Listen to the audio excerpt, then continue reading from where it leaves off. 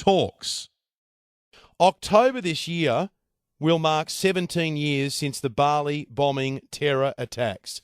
So it was October 12 in 2002, and we had members of an Islamic extremist terror group detonate explosives at two popular nightclubs in the area. First, a suicide bomber walked into Paddy's pub with a bomb loaded into his backpack. The bomb was detonated, killing dozens inside the nightclub, and others ran for their lives. And a few seconds went by, and as people were running out of the pub and filling the streets outside, a more powerful bomb detonated inside a van.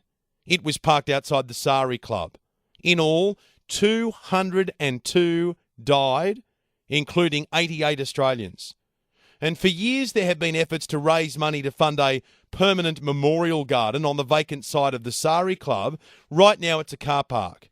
But the Governor of Bali promised he would ensure the site is preserved for a memorial garden. Well, that promise now appears to have been broken. This week an application was approved to redevelop the Sari Club, not with a garden, but with a new 5-storey restaurant and nightclub precinct. And this has been delivered as a heart punch for the families and friends of those who died in the Bali bombings. Jan Laczynski is one of those Aussies. He lost 5 of his best mates in the attack. 5 of them. They were working as security guards at the Sari Club. Jan had only just flown out of Bali to Australia a few hours earlier, and a few hours later his mates were all dead. Jan Laczynski joins me on the line. Jan, good afternoon. Good afternoon, Ben. Thank you so much for taking the time to talk to us. Can I ask your reaction when you heard this news today?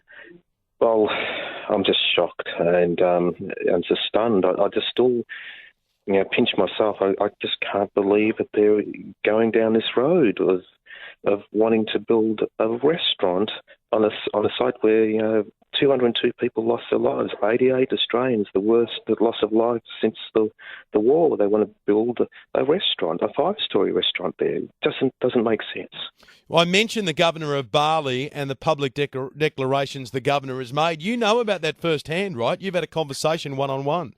Yeah, I did, and I was relieved. I thought, wow, we've got a great assurance. He said it publicly. He said it directly to myself. And I thought, well, it might take some time, but we're going to get a peace park, a garden, a place of reflection. And now this. I mean, I'm just shocked. I've been getting calls, from all over the world. Today, radio stations have been ringing up from other countries. They're all shocked and stunned, wanting to know, is this happening? Is this true? And I'm just saying, sadly, it looks like it's happening as early as this weekend.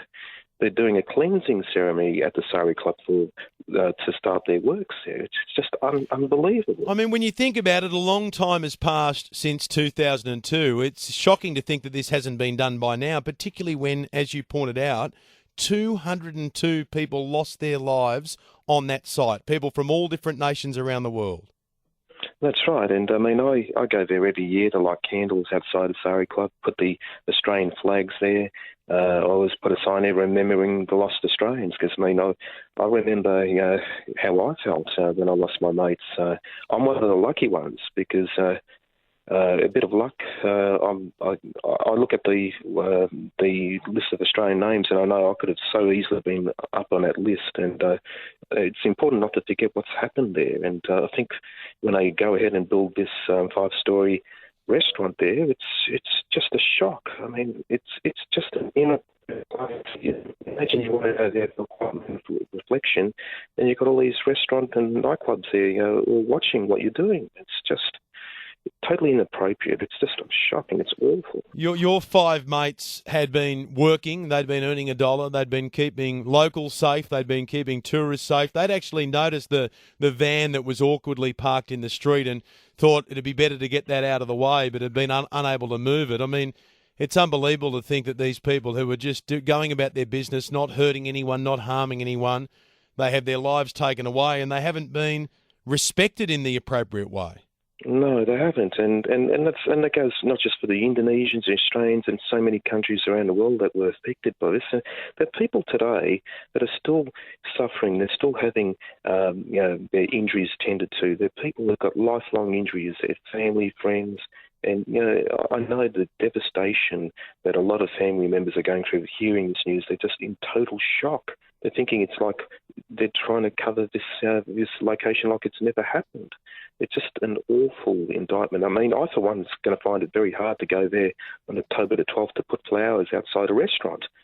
The building's owners or the location owners are now saying to the Bali Peace Park Association, and I know that you're involved in the Bali Peace Park Association, they're saying, give us $5 million and we'll guarantee you the top floor of this new complex to have your Peace Park or Memorial Garden. You guys have raised about $900,000. I mean, really, who's going to cough up $4.1 million in a matter of weeks?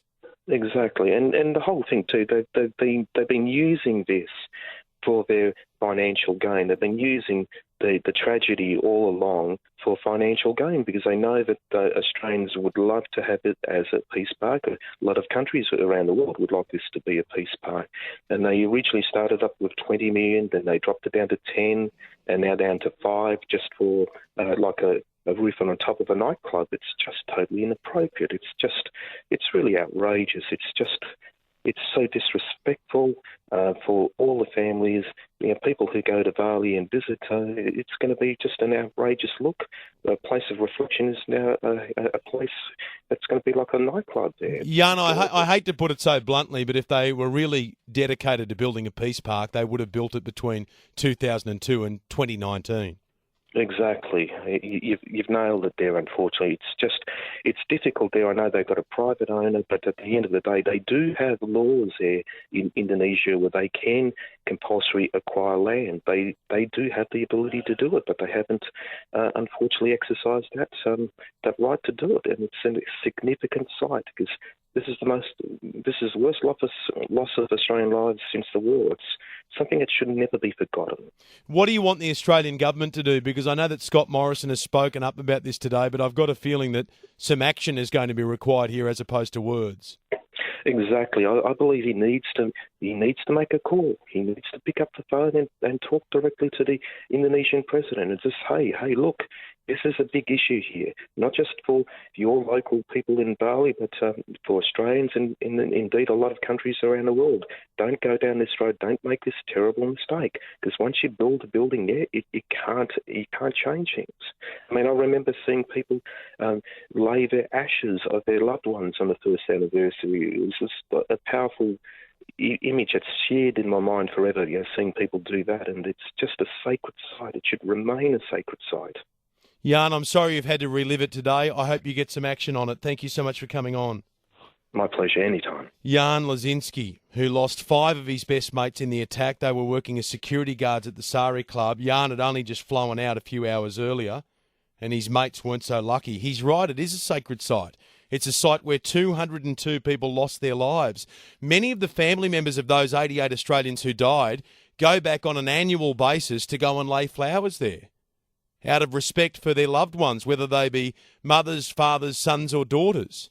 And they don't want to go back there and find another bar, another shop, another takeaway joint.